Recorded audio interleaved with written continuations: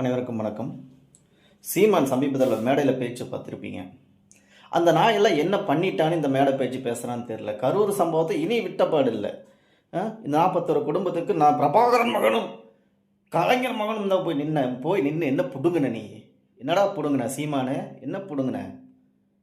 போய் ஆறுதல் சொல்லிட்டு வந்தையா? பாதிக்கப்பட்ட மக்களுக்கு நீ என்னடா புடுங்கிட்ட? என்ன புடுங்கின? மேடையில் நின்று கத்துனா போதாதுடா, களத்தில் நின்று போய் ஆறுதல் சொன்னால் பத்தாதுடா. பாதிக்கப்பட்ட குடும்பத்துக்கு நீ என்ன புடுங்கிட்ட? இன்றைக்கி ஒவ்வொரு அக்கௌண்ட்டுக்கு 20 லட்சம் ரூபா பணம் ஏடாக இருக்குது. தளபதி விஜய் கொடுத்துருக்காரு. நீ என்ன புடுங்கிட்ட? திரள் நிதி வாங்கி பொழைக்கிற நாய் நீ. உன் வீட்டு வாடகை முதல் கொண்டு திரள் நிதியில் ஓடிட்டு இருக்குது. நீ எல்லாம் தளபதியை பேர் இவனாடா பேசுகிறியா? முதல்ல தளபதி ரசீது எங்கள் கிட்ட பேசுகிறா நீ முதல்ல, சரியா? யாரா தற்குறி? யார் தற்குறி? அளவோட பேசிக்க சீமானே. ஏது உன்னை எல்லாம் பேசுகிறக்கு ஒருத்தர் இல்லை. கோவப்பட மாட்டேன், அமைதியாக இருக்கிறோம், புரியுதா? அமைதியாக இருக்கிறனால நாங்களாம் அடங்கி போயிட்டோன்னு நினைக்காத. 2026 தேர்தல் உனக்கு நாங்கள் யாருன்னு காட்டுறோம்.